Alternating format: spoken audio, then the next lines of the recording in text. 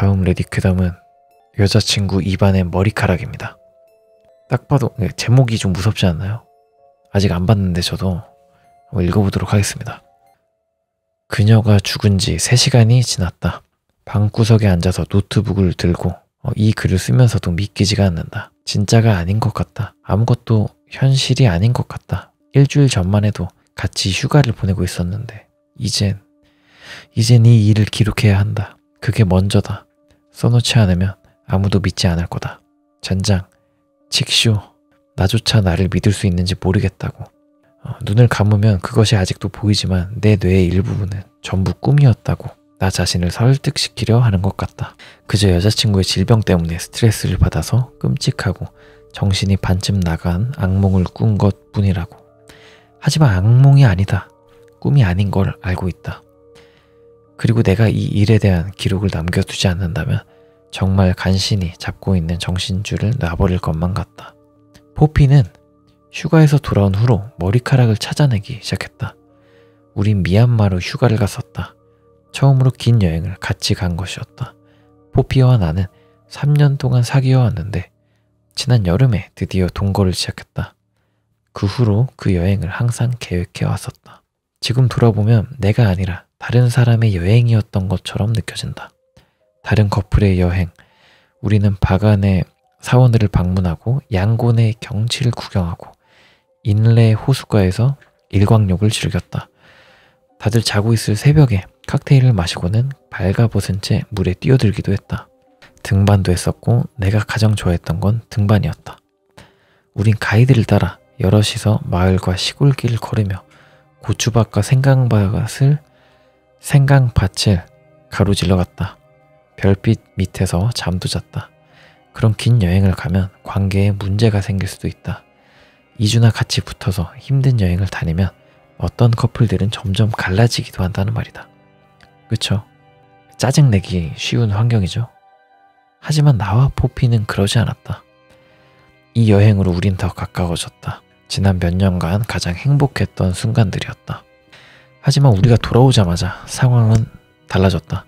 그때가 처음으로 포피가 머리카락을 발견하기 시작한 때였다. 머리카락은 포피가 일어났을 때 그녀의 입 안에 있었다. 포피가 그걸 나한테 처음으로 말해준 아침이 아직도 기억난다.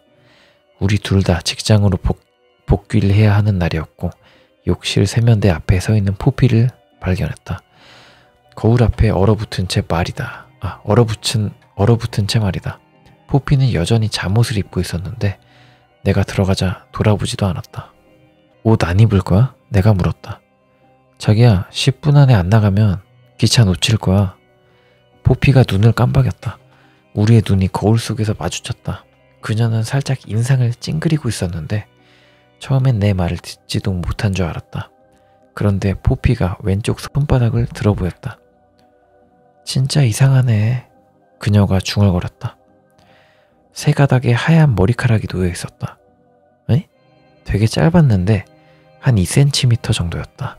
약간 살짝 구불져 있었고 우리 집은 하얀 잭 러셀 강아지를 키우는데 내가 부모님 집에 갈 때마다 코트에 묻혀오는 그 하얀 털들과 비슷해 보였다. 뭐야, 탈모야? 장난으로 말한 거였는데 포피는 웃지 않았다.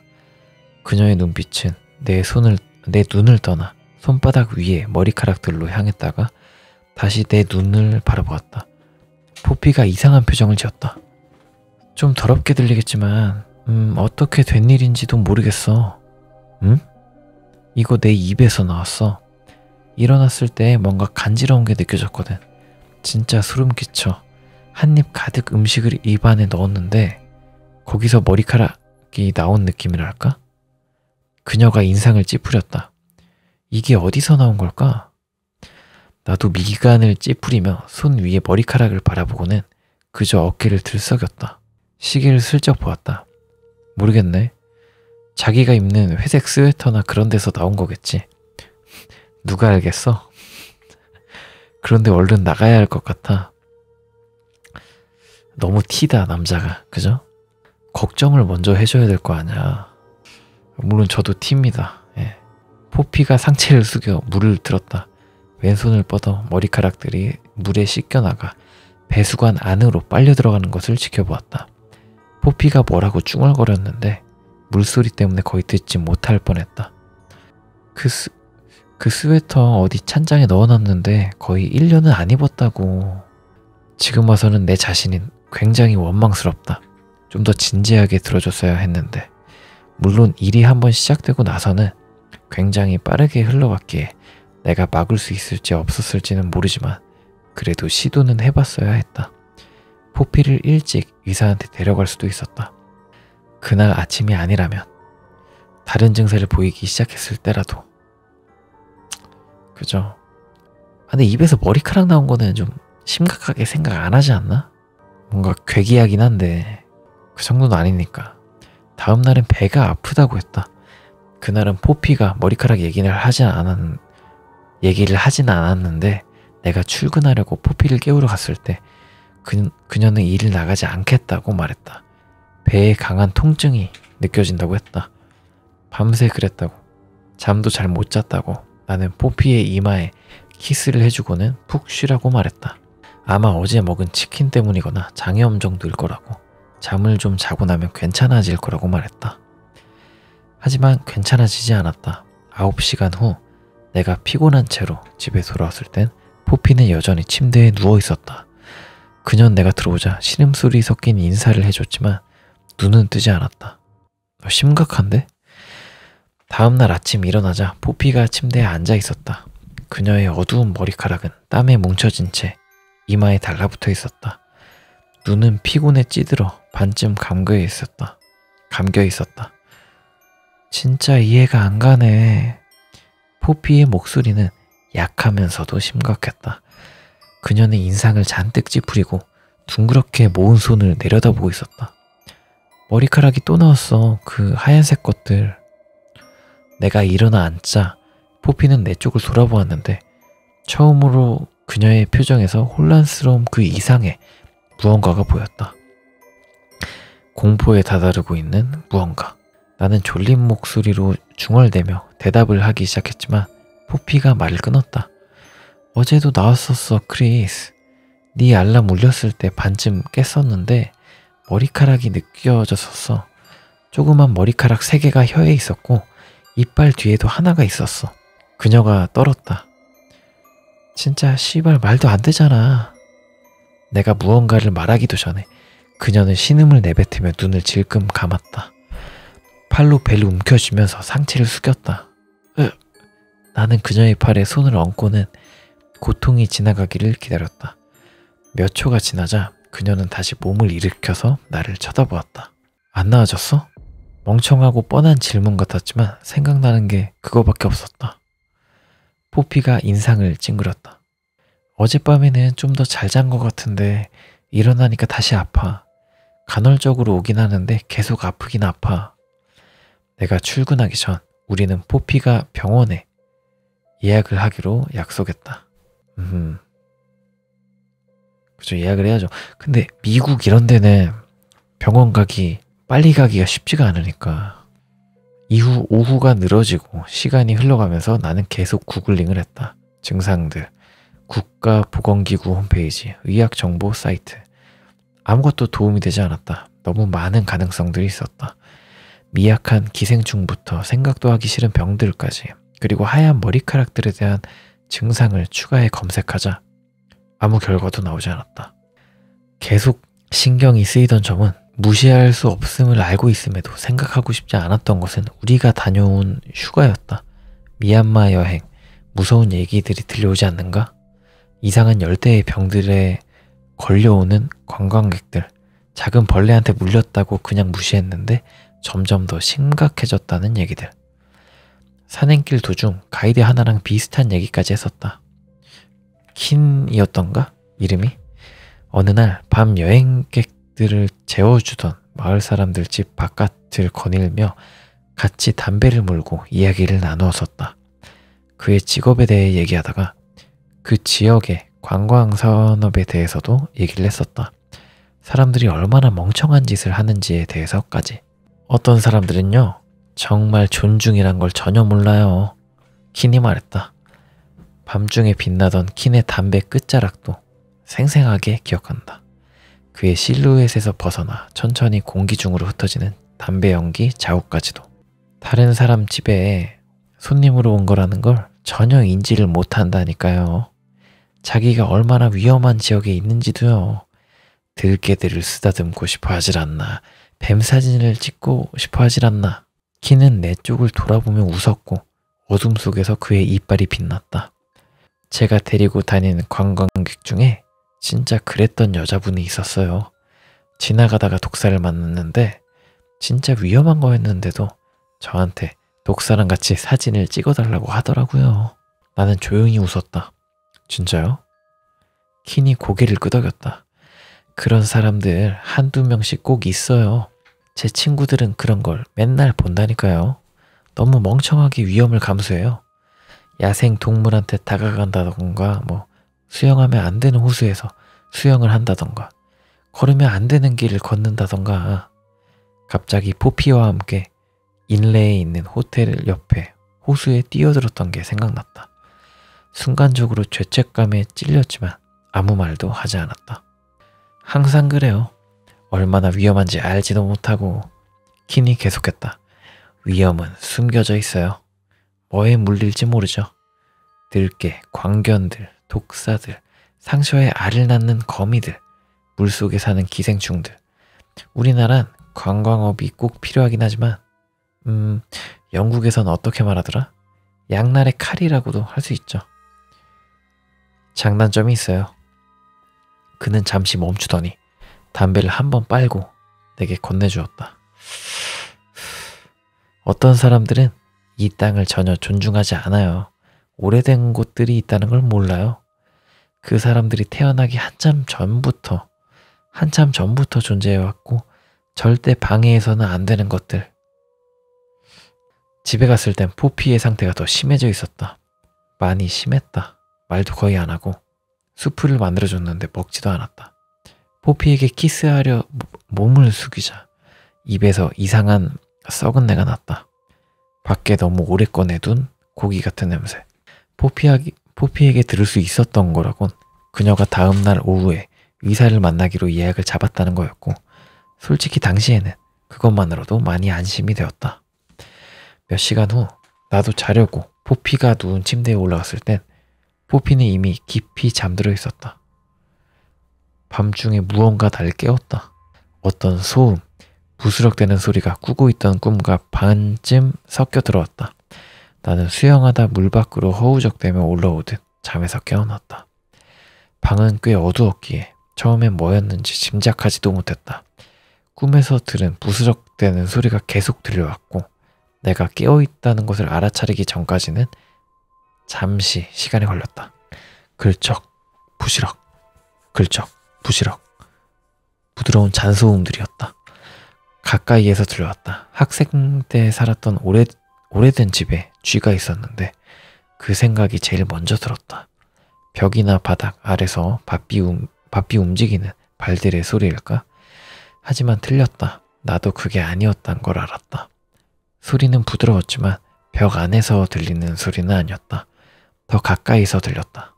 나는 등을 돌렸고 침대가 끼익하는 소리를 내었다.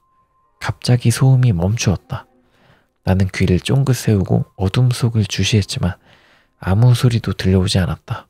그저 침묵뿐. 그런데 시야 한켠에서 조그마한 움직임이 보였다. 나는 포피 쪽으로 고개를 돌렸다. 숨이 목구멍에서 꽉 막혔다. 그녀의 머리가 이상한 모양이었다. 포피의 실루엣을 바라보자마자 그 생각부터 들었다. 그녀가 이상해 보인다는 것. 나는 깊은 어둠 속에서 그녀의 윤곽선만을 볼 수가 있었는데 그녀의 머리 모양이 울퉁불퉁했다. 그녀의 입이 있어야 하는 곳에서 뼈 한 마디가 더 자라고 있는 것처럼. 응?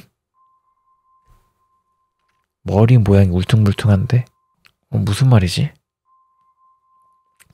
나는 눈을 꼭 감고 잠에 들려고 노력을 했다. 그런데 두 가지 일이 동시에 일어났다. 포피의 어두운 형태가 침대에서 움직이더니 칭얼대는 소리 같은 게 났다.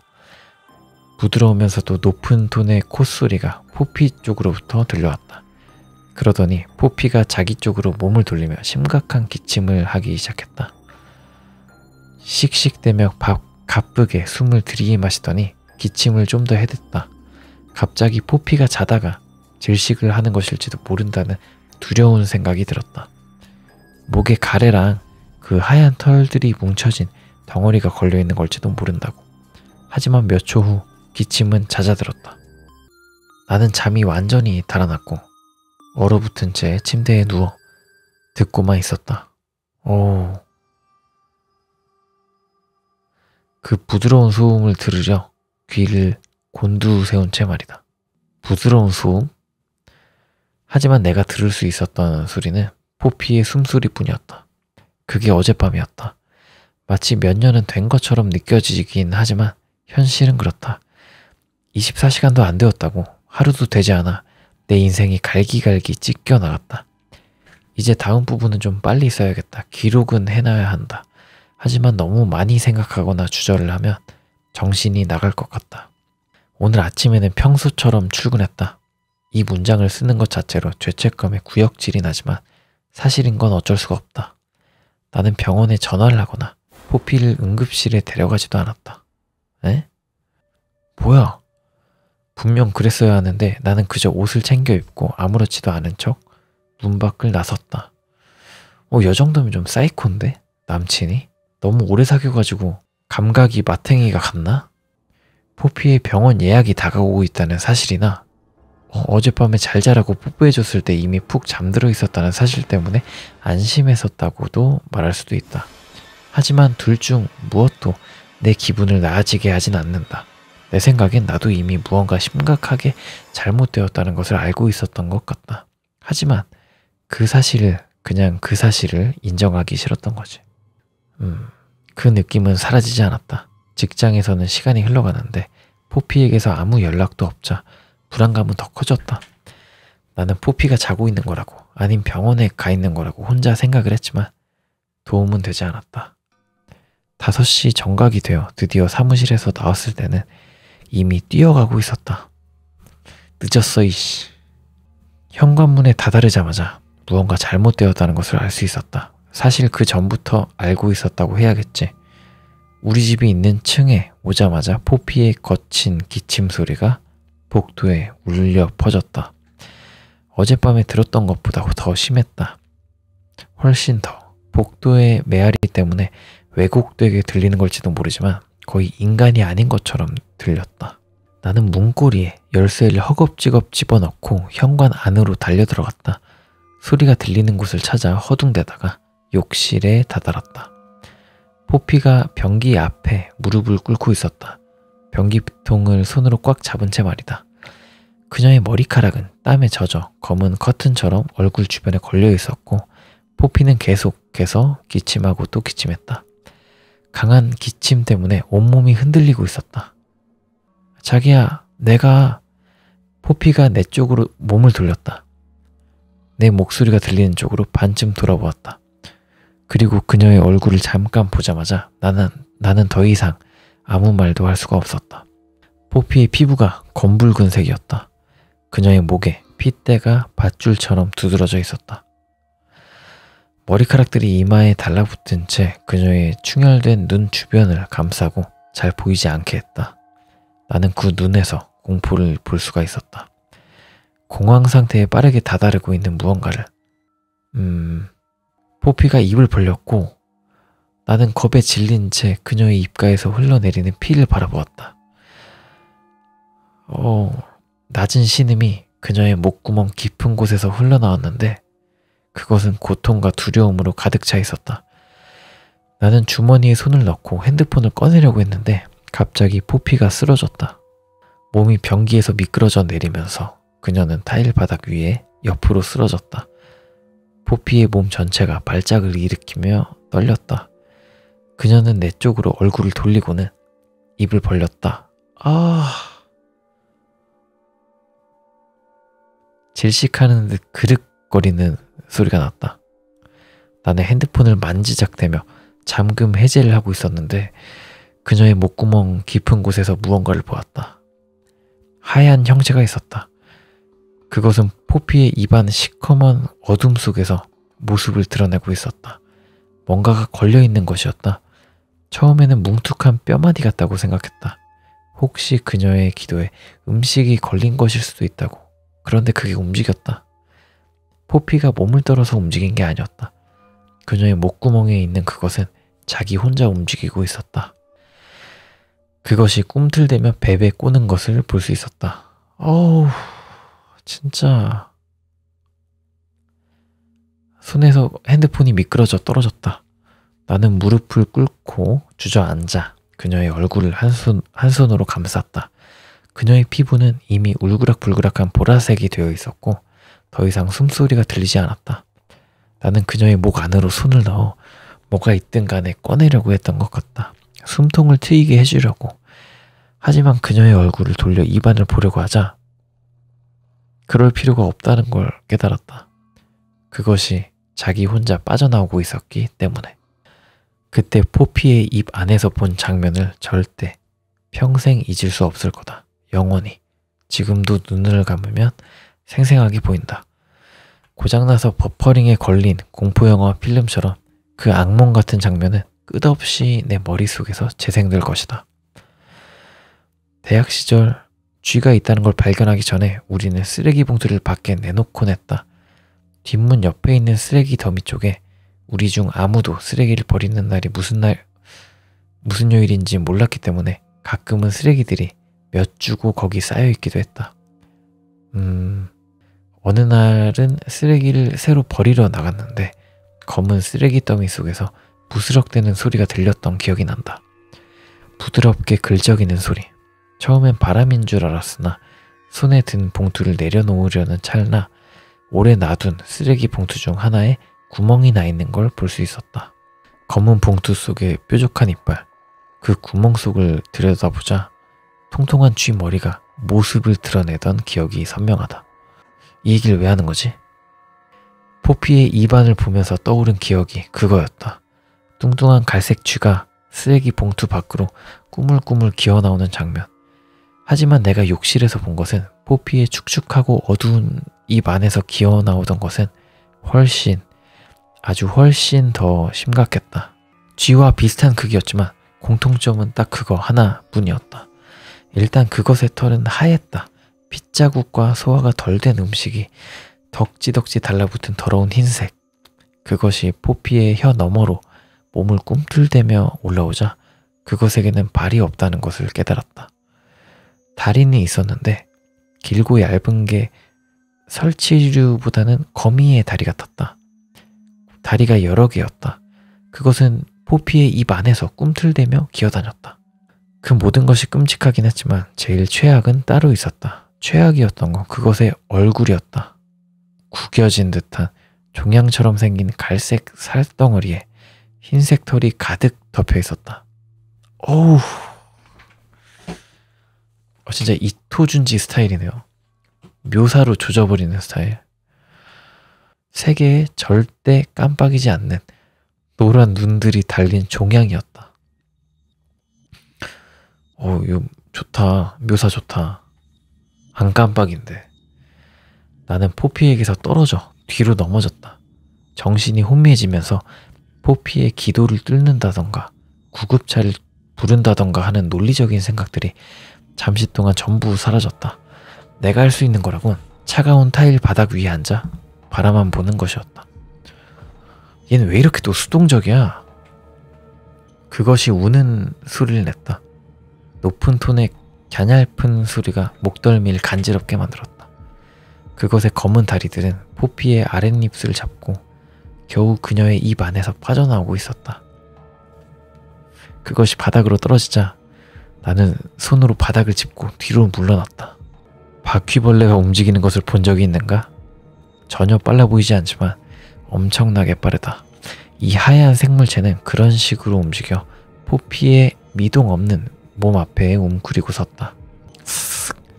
그것은 잠시 가만히 있더니 내 앞으로 기어오기 시작했다. 하지만 무서워할 새도 없이 그것은 타일 바닥 위로 발을 구르며 나를 지나쳐 욕실을 빠져나갔다. 침실을 가로질러 잽싸게 커튼을 기어오르는 것을 잠시 볼 수 있었지만 어느새 그것은 사라져 있었다. 반쯤 열린 창문을 넘어 밤의 어둠 속으로. 도망쳤네요. 그 기생충이 숙주의 몸에서 다 빨아먹을 거 빨아먹고 도망친 거네. 앰뷸런스를 부른 기억은 나지 않는다. 하지만 분명 불렀을 것이다. 긴급 위로원이 내 팔을 잡던 게 기억나니까. 나는 포피 곁에 앉아 머리를 쓰다듬으며 말을 걸고 있었다. 그들이 들어오는 소리는 듣지 못했다. 그때 포피는 이미 죽어있던 것 같다. 움직이지 않은 지 오래였고 피부도 차가웠으니까.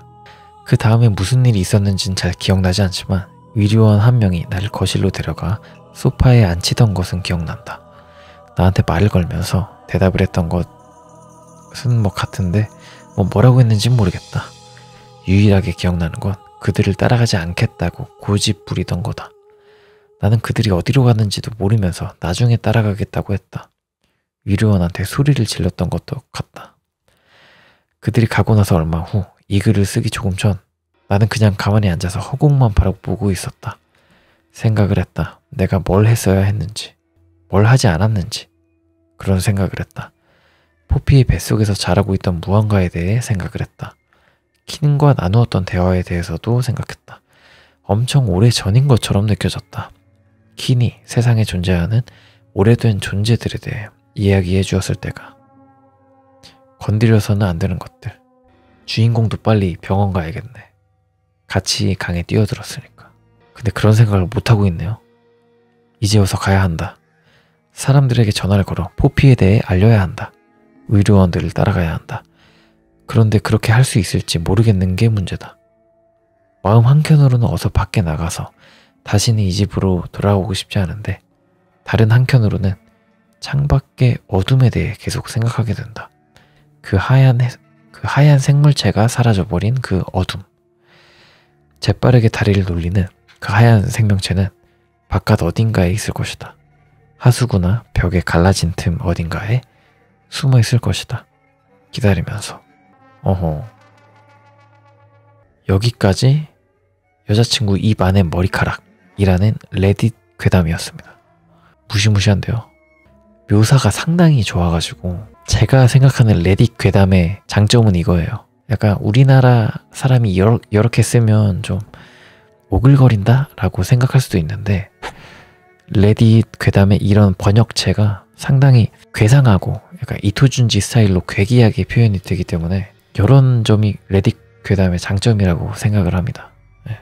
약간 암 같은 존재가 나왔는데 하얀색 털이 있고 바퀴벌레처럼 빨빨거리면서 다니는데 거미 스타일로 생겼고 절대로 깜빡이지 않는 눈이 있고 이런 묘사가 상당히 좋았다.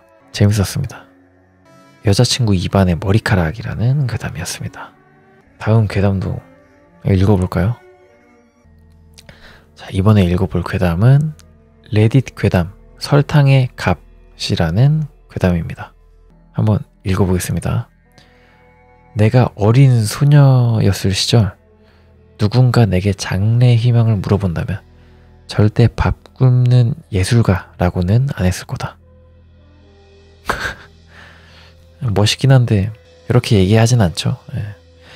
아마 공룡이나 우주비행사 같은 걸 얘기했겠지.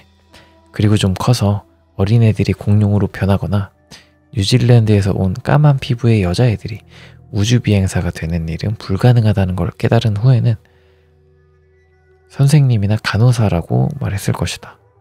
약간 다른 나라 사람이 이제 미국 이런 데서 되기 힘드니까 학교에 들어가서는 영어와 미술을 제외한 모든 과목에서 점점 성적이 떨어지기 시작했지만 10대에는 이모가 동네 병원에서 청소부 알바 자리를 알아봐줬다. 그때는 시급이 별로 나쁘지 않다고 여겨졌고 해보니 내가 잘하는 일이기도 했다. 나는 청소하는 걸 좋아했다. 가끔은 폭풍 설사나 피 섞인 구토를 치워야 한다고 해도 말이다. 비위가 좋네. 좀 하다 보니까 대부분의 냄새는 익숙해졌다. 클로스트리디움 다이피셀만 빼면 말이다. 줄여서 CDF라고도 하지. 이건 이제 박테리아 냄새라고 하네요. 하지만 다행히도 그런 환자들의 뒤처리를 하는 일은 거의 없었다. 병원 청소부 알바를 하니까 익숙해졌나 보네. 결국 최저시급 월급을 모아 나는 학교를 그만두고 콘크리트 주택가에 있는 작고 곰팡이가 핀 방 하나짜리 집을 빌릴 수 있었다. 일을 하거나 잠을 자지 않는 시간에는 미술 작품을 만들었고 그걸 토요일에 열리는 시장에서 팔았다. 그리고 나는 그렇게 가난한 파트타임 예술가가 되었다. 좋은데? 가난한 사람들은 자기들마다 꼭 찬장에 채워두는 음식들이 있다. 내 경우에는 감자와 쌀이었다. 둘 다 껌값인데다 여러 가지 음식으로 해먹을 수 있는 것들이었다. 가난한 부모님과 강한 성적 고정관념, 그러니까 성적인 고정관념 아래 자라온 나는 어릴 때부터 엄마에게 어떻게 하면 최대한 많은 끼니를 해결해주는 요리를 만드는지 배워왔다. 쌀은 정말 좋단다. 엄마가 말했다. 아침엔 달게 해먹고 점심이랑 저녁엔 밍밍하게 해먹을 수 있잖아. 그리고 양상추, 모든 요리엔 양상추가 들어갔었다. 하지만 그 작은 방에서도 누릴 수 있는 작은 사치들은 누리고 살았다.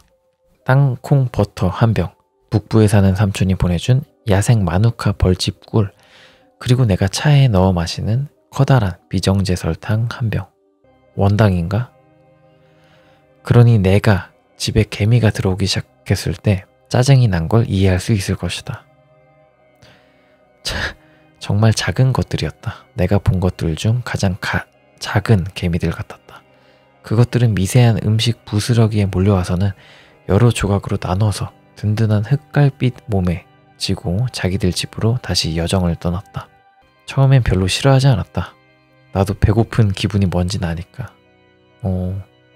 박이주의자. 그리고 나는 내가 흘린 것들을 개들이 치워준다는 것에 감사할 줄도 알았다. 원형적 사고인데? 럭키비키인데요? 하지만 내 여분의 설탕 봉지를 갉아먹고 구멍을 내놨을 때는 더 이상 참을 수 없었다. 붕사와 설탕을 섞으면 집에서 만드는 개미살충제가 된다는 것을 알아냈다. 무시무시한데? 내가 일하는 곳엔 붕사가 들어간 청소용품이 많았다. 배수관을 뚫거나 잘 안 닦이는 오물을 녹여내기 위한 것들이었다. 그래서 나는 인터넷이 알려준 대로 약물을 섞어 보았고 작은 종지에 담아 부엌에 있는 식탁에 올려두었다. 우리 집의 불청객들이 그것을 찾는 데에는 얼마 걸리지 않았다. 1시간 후에 개미 2마리가 하얀 표면 위를 걸어가다 종지를 발견했다. 내가 알아본 바에 따르면 그것들은 그걸 먹어보고 집으로 가져가고 그러면 다른 개미들도 운반에 참여해 얼마 오면 개미집이 독극물로 가득 차게 된다고 한다. 약간 시간차 공격 그런 느낌인가? 전부 잘 되어가고 있었고 일주일 안에 그것들은 전부 죽어서 나는 더 이상 해충 문제로 고생하지 않을 것이었다. 그래서 개미 1마리가 독극물을 먹고 종지 그릇 모서리에 다른 개미와 함께 멈춰 섰을 때에는 내가 약을 너무 독하게 타서 개미를 곧바로 죽여버린 것은 아닌가 하는 생각이 들었다. 하지만 계속 지켜보자. 그것은 살아있음이 분명했다. 더듬이와 다리를 연신 닦으며 뭔가 친구 개미의 감시를 받고 있는 것 같았다. 가만히 있는 개미를 관찰할 수 있는 흔치 않은 기회를 이용해 스케치북을 꺼내 의자에 앉아 개들을 그리기 시작했다. 되게 잔인하다. 본인이 죽여놓고 하품을 하고 침대에 눕고 싶어질 때쯤에도 개미들은 여전히 그 종지 그릇 모서리에 가만히 앉아 있었다. 아침에 샤워를 하고 차를 한 잔 마시기 위해 나왔을 때도 그릇은 여전히 손대지 않은 채 있었고 독극물을 먹은 개미의 시체만이 남아 있었다. 작은 다리들이 몸 쪽으로 말려 들어간 채 이상할 만치 태아의 모습을 한 자세를 하고 있었다. 징그러운데? 개미집을 독극물로 채우려던 시도는 실패하고 말았다. 근데 원래 이렇게 생각을 하나? 아, 내가 글라스락 이런 데에다가 담아놔야겠다. 이런 생각을 하지 않나? 그 다음 주 개미들은 설탕 봉지에 또 구멍을 내놓았다. 비닐봉지에 이중으로 싸뒀는데도 말이다. 아, 열심히 싸뒀네. 내용물은 반이 사라져 있었다. 화가 단단히 난 나는 설탕 봉지를 빨랫줄에 집게로 걸어 놓았다. 다음날 아침, 빈 봉지는 바닥에 처량하게 놓여 있었고 설탕은 단 한 알도 남아있지 않았다. 나는 진이 다 빠져서 결국 슈퍼에 가서 제대로 된 개미 미끼를 샀다. 설탕 한 봉지와 함께. 집에 가서는 미끼를 찬장 바닥에 둔 후 설탕 봉지는 깊은 그릇에 넣고 더 큰 사발 그릇에 물을 가득 채운 후 그 안에 설탕 봉지 같은 그릇을 놓았다. 설탕 도둑 가족이 이제 마땅한 벌을 받을 차례였다. 나는 화를 떨쳐내지 못하고 잠에 들었다. 침실 방문을 활짝 열고 작은 침입자들의 소리가 들리지 않을까 집착하며 귀를 곤두세운 채 말이다. 속으로 그것들이 나를 상대로 음모를 꾸미고 있다는 생각까지 들었고 커다란 개미들이 내 찬장 사이를 기어다니며 유리와 플라스틱을 갈가내 모든 음식을 먹어치우는 꿈까지 꾸었다. 결국 나는 잠을 자지 못하고 일어나 물을 마시러 부엌으로 갔다. 불이 깜빡이며 켜지는 순간 나는 무언가 움직이는 것을 보았다. 설탕 봉지가 그릇에서 나와서 식탁 위에 옆으로 뉘어져 있었다. 개미들은 부엌 카운터 위에 미친 듯이 흩어져 있었고 틈새나 갈라진 곳 하나라도 찾아내려고 잽싸게 돌아다니고 있었다. 입에는 분명 내 설탕이 한가득 들어있었다. 빠르게 머리를 굴려 나는 싱크대에서 유리컵을 하나 집어 돌아다니고 있던 개미들 중 한 마리 위로 올려두었다. 거의 비어가는 봉투 안에서 기어나오던 놈이었다. 어떻게 한 거지? 그 조그만 도둑들 중 하나를 잡은 것이다. 잡아서 뭐해? 그것은 분명 나를 주시하고 있었다. 내가 어디로 움직이든 그것은 유리 사이로 내가 잘 보이는 곳으로 자리를 이동했다. 내가 가까이 가 그것을 쳐다보면 개미는 다리를 들고 일어나 멀쩡한 더듬이 한쪽을 이용해 유리를 톡톡 쳤다. 다른 한쪽은 유리컵을 내려놓을 때 틈새에 껴서 굽어져 버렸다. 난 너 안 놔줄 거야. 내가 말했다. 니들이 내 설탕 그만 훔치기 전까진 절대 안 놔줘. 톡, 톡, 톡.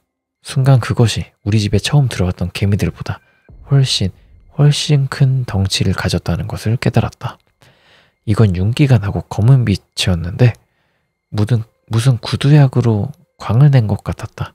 커진 부위들 때문에 그것의 얼굴을 쳐다보자 무언가 인간 같음이 느껴져서 유리 안에 그걸 가두는 것이 불편해지기까지 했다. 난 널 죽일 수도 있어. 내가 계속했다. 하지만 그러지 않을 거야. 약속을 하지. 내가 밤에 깨끗한 설탕 한 그릇을 현관문 밖에 놔둘 테니 그걸 먹어. 내 물건은 건드리지 말라고. 개미가 유리를 통해 나를 쳐다보았다. 알겠어?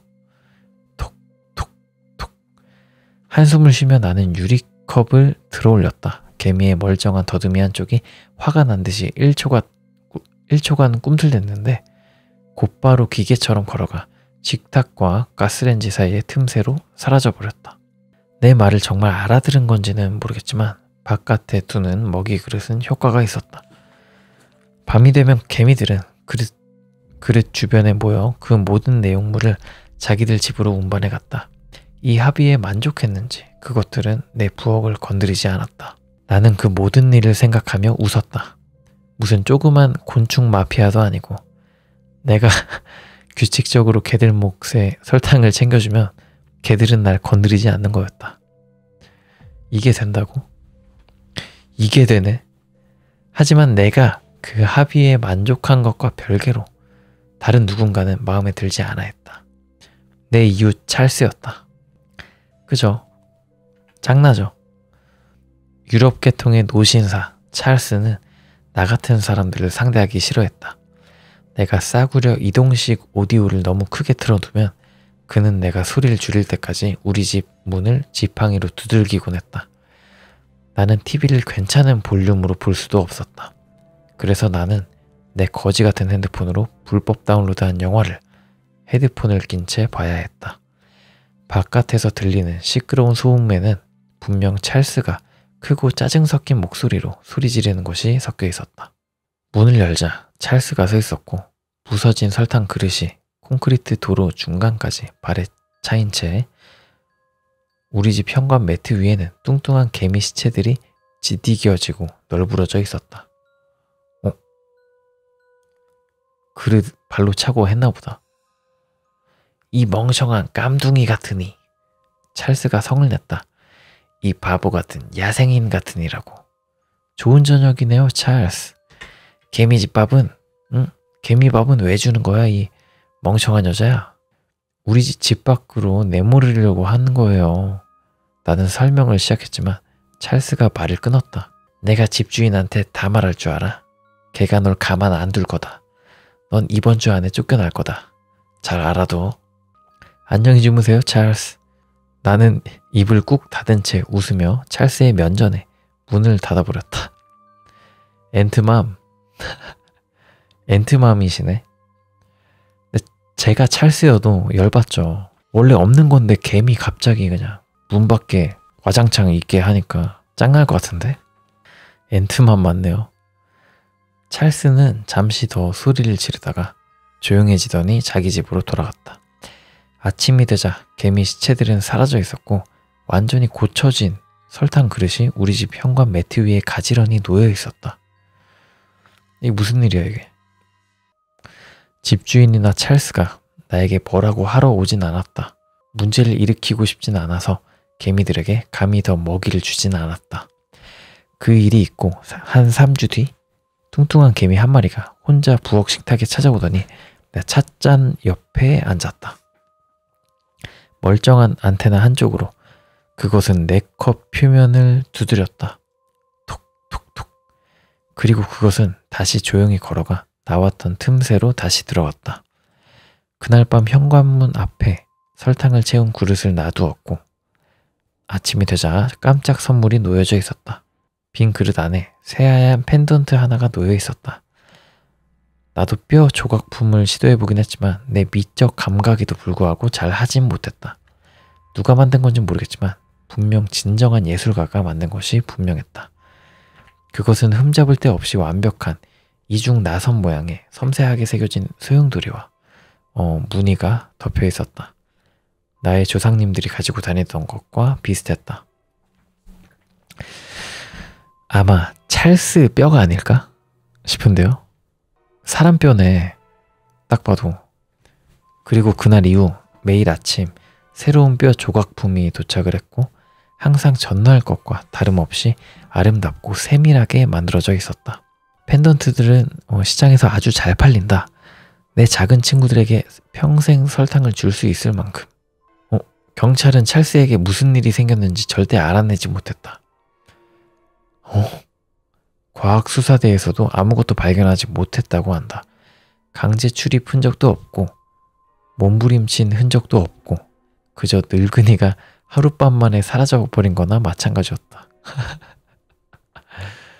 그저 이런 이유로 죽어야 된다고? 이 엔트맘은 진짜 에반데. 사람을 죽였다고. 토요일에 새 이웃이 도착했다. 새로운 조각품 재료 도착했네요. 떫은 얼굴의 늙은 여자. 첫날 밤부터 그녀는 내가 TV를 켰다고 벽을 두드리며 욕지거리를 내뱉었다. 그녀를 마켓에 데려갈 날이 너무나 기대된다. 미친 사람 아냐?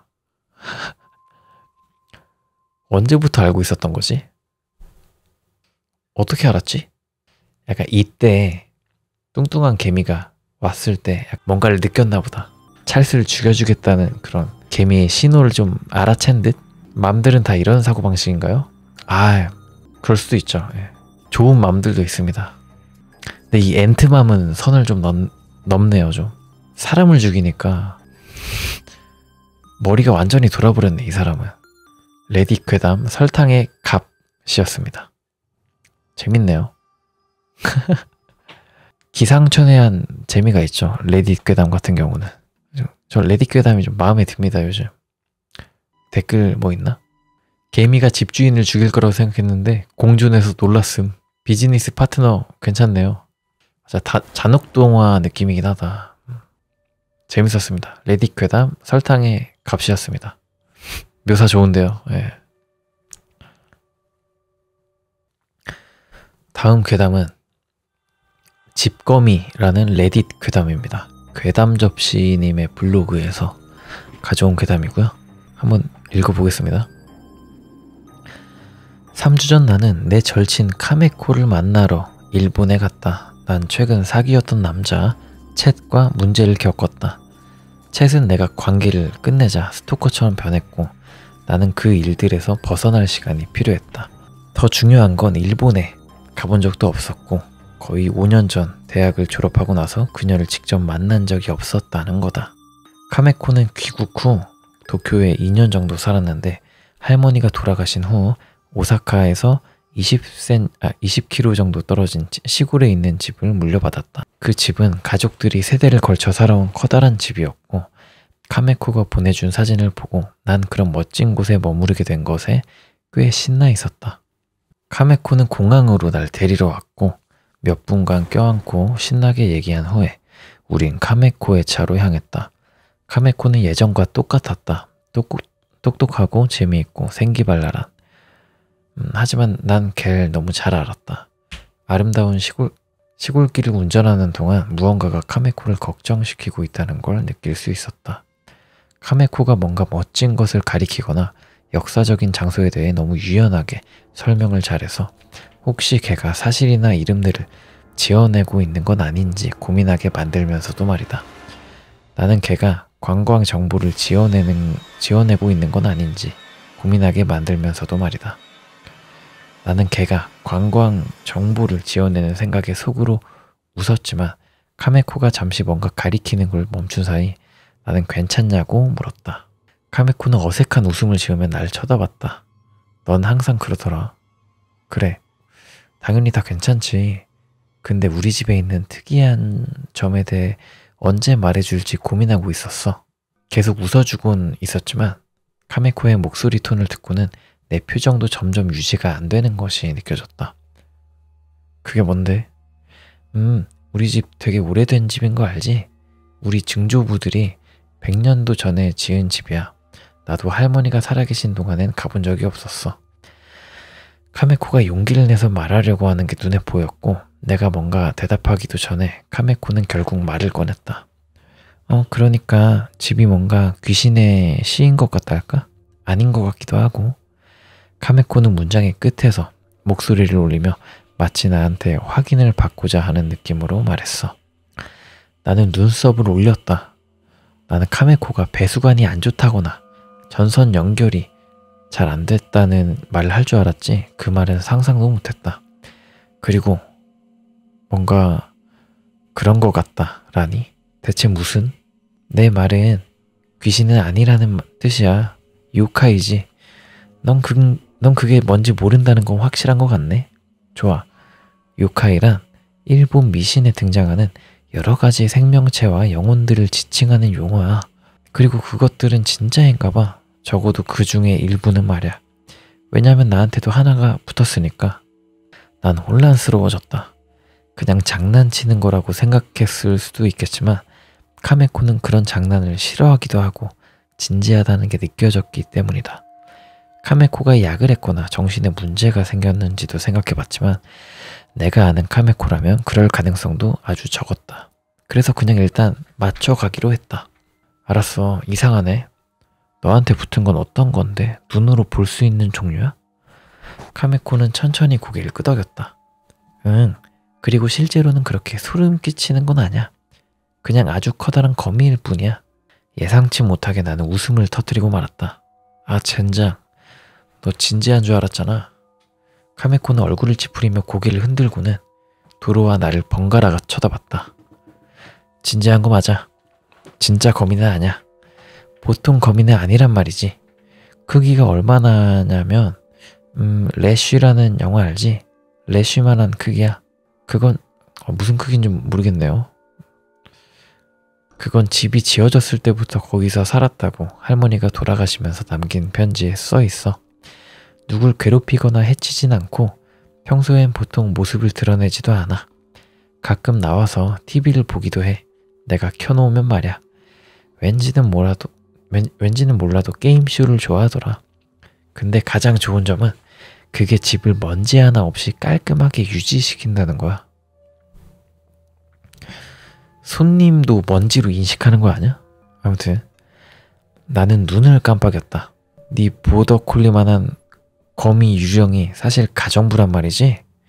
카메코는 나를 살짝 째려봤다.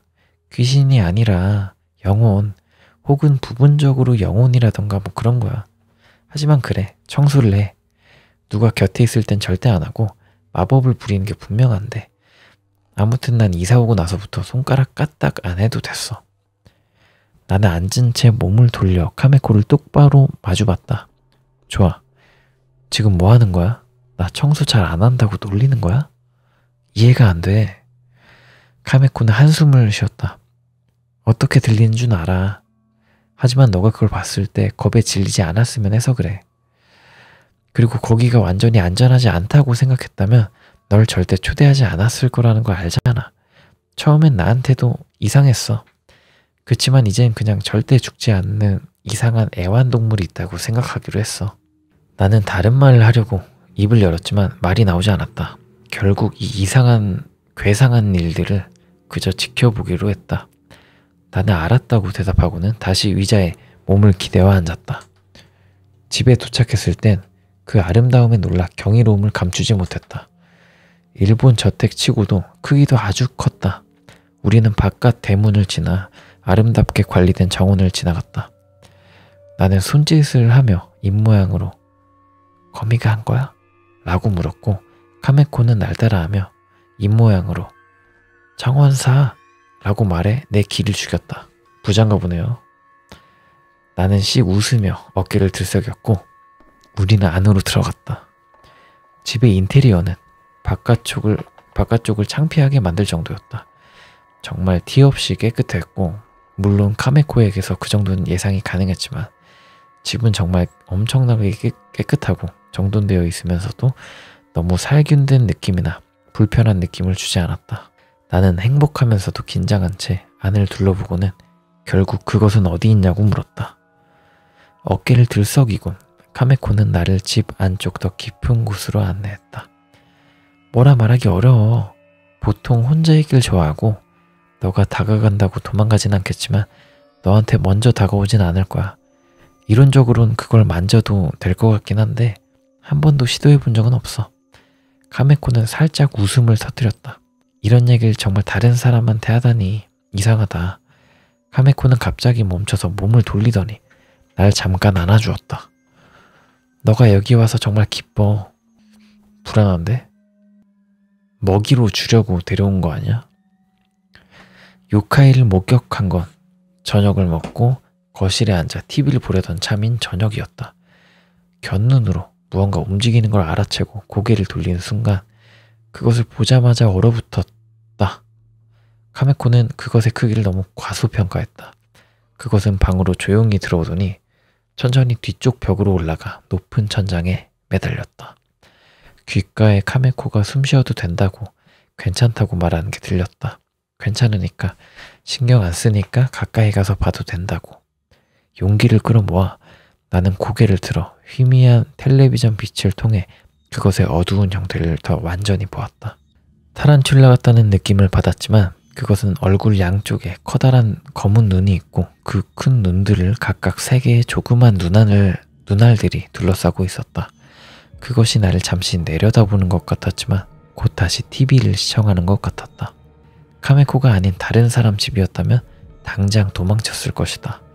다음날 나는 카메코에게 그 집에 있는 건 안전하지 못하다고 설득시키느라 하루를 보냈고, 카메코는 또 이틀 동안 다 괜찮다고 날 설득시켰다.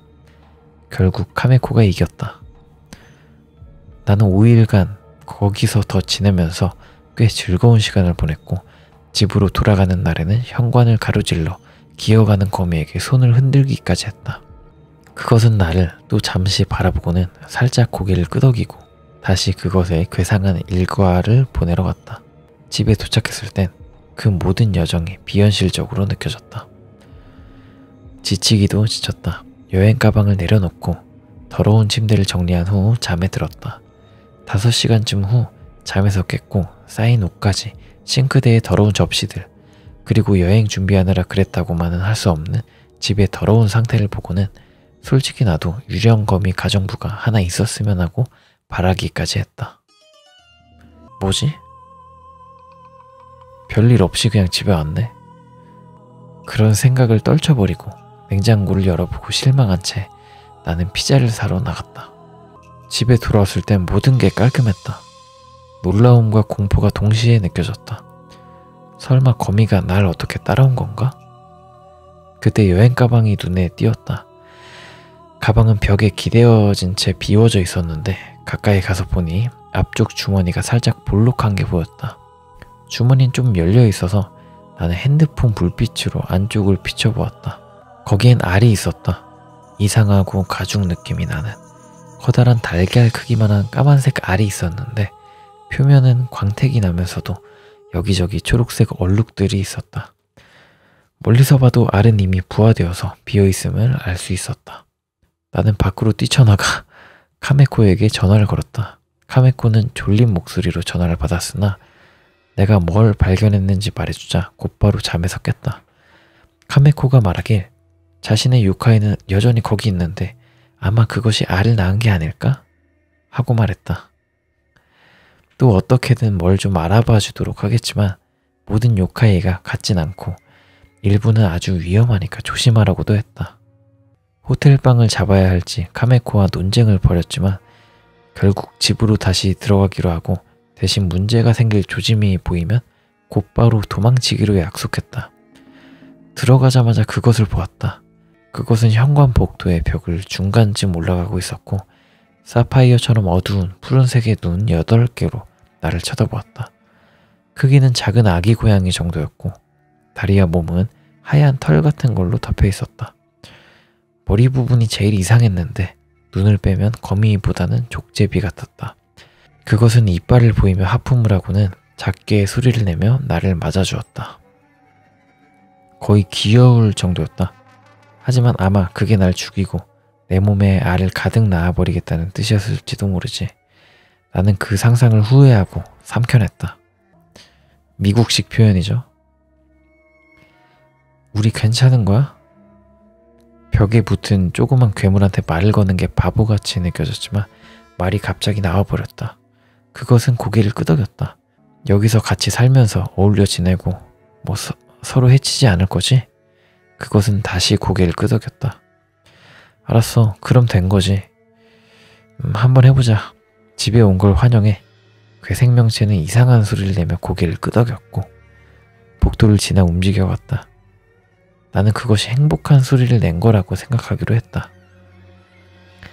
그때로부터 모든 건 꽤 괜찮게 돌아가고 있다. 물론 아직도 이상한 느낌이긴 하지만 빨리 적응해버려서 오늘 아침까지는 별 걱정이 없었다. 그런데 손님 방에 있는 옷장에서 시체를 발견한 것이다.